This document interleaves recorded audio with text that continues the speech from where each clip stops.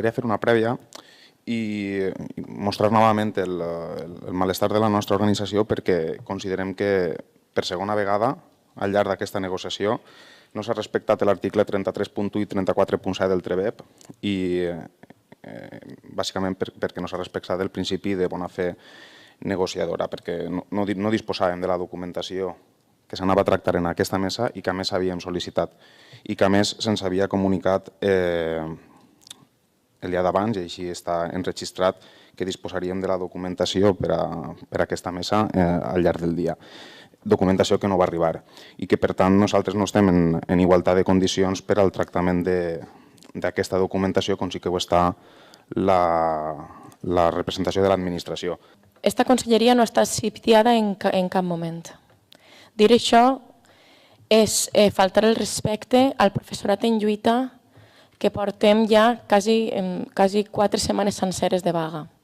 De la mateixa manera, és un insult a aquesta vaga del professorat i a aquest professorat que està lluitant, que es diga que en unes reunions telemàtiques realitzades esta setmana s'han introduït millores, cita textualment, que evidentment s'han acceptat.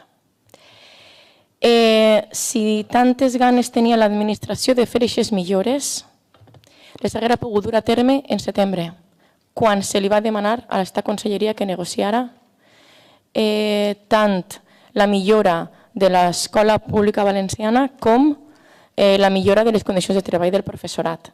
I no calia haver esperat a una quarta setmana de vaga indefinida. Jo no sé si és que tenim una escassa capacitat de lectura o de comprensió o de memòria, o igual són les tres coses a la vegada, però és que així parla d'una pujada del complement específic autonòmic. No parla del complement específic del de destinació del sou base dels triennis, de sexennis, sinó de la resta de complements. I per tant, aquesta redacció no està bé segons el que esteu dient avui, que per cert és la primera vegada que ho escoltem.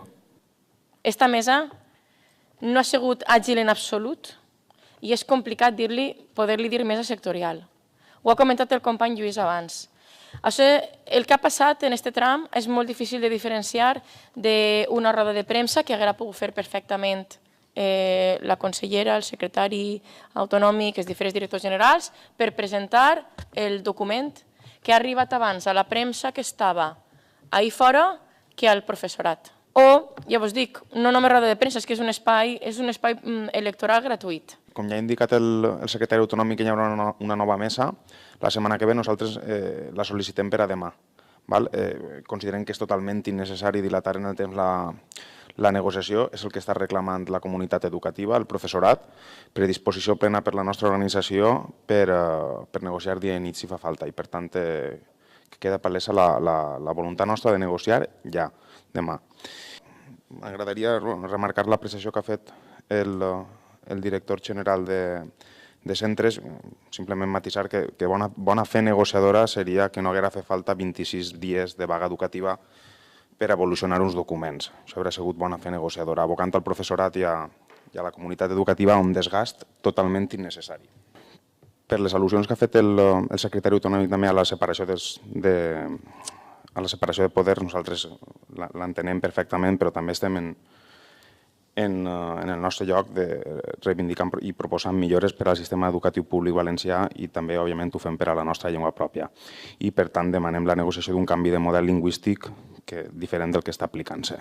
Altres qüestions és que si va modificar-se, com pareix que s'ha plantejat l'apartat de condicions laborals i salarials, perquè per el tema que ha hagut sobre la interpretació del que diu la revisió a l'IPC, doncs nosaltres, com no pot quedar d'una altra manera, demanem reobrir-lo i negociar-lo. Més que res perquè és un clam el rebuig que ha tingut pel conjunt del professorat, tant per la forma en què va passar com per el contingut.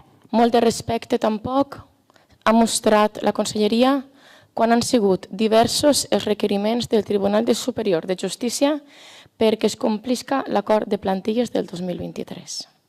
El secretari autonòmic no mostra el mateix respecte i li ha donat exactament igual la sobirania i representativitat del professorat en esta mesa i dona per bo un acord retributiu que està signat per una representativitat minoritària i insuficient del 33%.